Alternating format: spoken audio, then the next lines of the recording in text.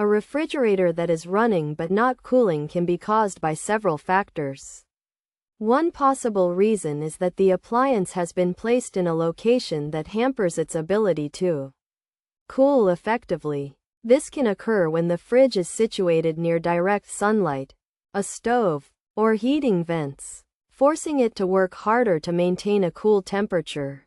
Another potential issue is clogged condenser coils, which can be resolved by regular cleaning to ensure good air circulation.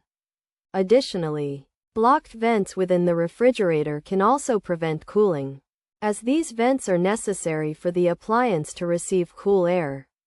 To address this, it is essential to remove any food bags or boxes that may be obstructing the vents, thereby allowing for proper air circulation. By identifying and addressing these potential issues, it is possible to fix a refrigerator that is running but not cooling.